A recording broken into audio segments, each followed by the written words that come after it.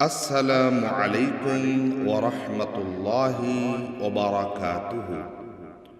محترم سامعین کرام، حضرات و خواتین، عزیز پیارے بچوں، آج ہم آپ کو بہت ہی پیاری نظم سنانے جا رہے ہیں جس میں اللہ کے 99 نام بتائے جا رہے ہیں اور ان ناموں کی بڑی فضیلت آئی ہے۔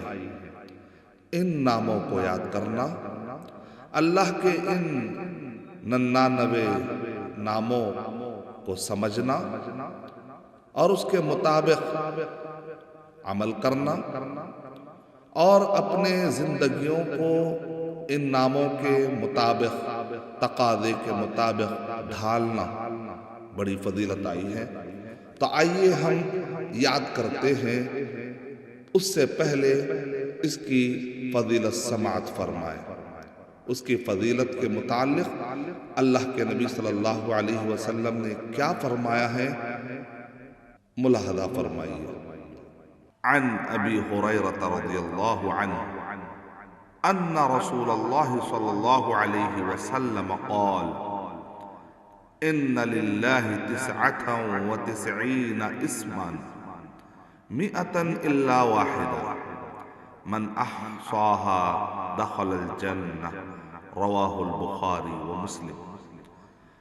حضرت ابو ہریرہ رضی اللہ عنہ فرماتے ہیں کہ رسول اللہ صلی اللہ علیہ وسلم نے فرمایا، بے شک اللہ کے لیے 99 نام ہیں، 99 نام ہیں، جو ان کو یاد کرے گا جنت میں داخل ہوگا۔ اس کو امام بخاری رحمۃ اللہ علیہ نے اور امام مسلم رحمۃ اللہ علیہ نے اپنے صحیحین میں درج فرمایا ہے۔ صحیح بخاری حدیث نمبر 2736، صحیح مسلم حدیث نمبر 2677، صحیح بخاری حدیث نمبر 2736، صحیح مسلم حدیث نمبر 2677۔ آئیے اب ہم شروع کرتے ہیں۔ بسم اللہ۔ اللہ ربنا رحیم الملک مالک لا شریک، اللہ ربنا رحیم الملک مالک لا شریک، الرحمن الرحیم الملک القدوس السلام المؤمن المهيمن العزيز الجبار المتكبر الخالق البارئ المصور الأول الآخر الظاهر الباطن السميع البصير المولى النصير العفو القدير اللطيف الخبير الوتر الجميل الحي الستير الكبير،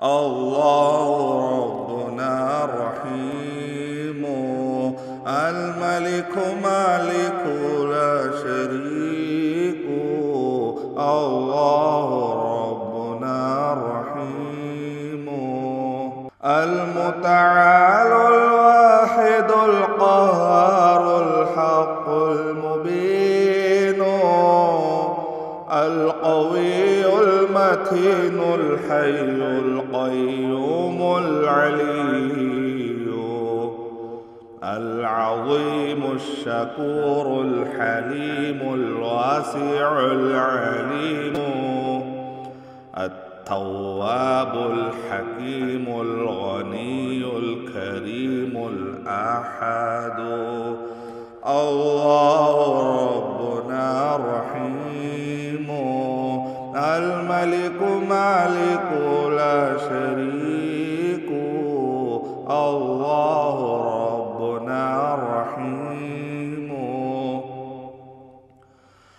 الصمد القريب المجيب الغفور الودود الولي الحميد الحفيظ المجيد الفتاح الشهيد المقدم المؤخر المليك المقتدر المسعر القابض الباسط الرازق القاهر الله ربنا رحيم الملك مالك لا شريك الله ربنا رحيم الديان الشاكر المنان القادر الخلاق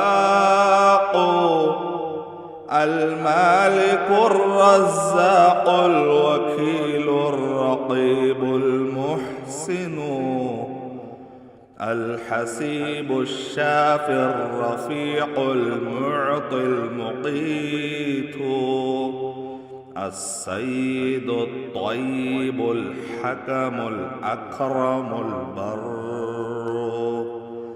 الغفار الرؤوف الوهاب الجواد السبوح الوارث الرب الأعلى الإله الله ربنا الرحيم الملك مالك لا شريك الله ربنا رحيم الملك مالك لا شريك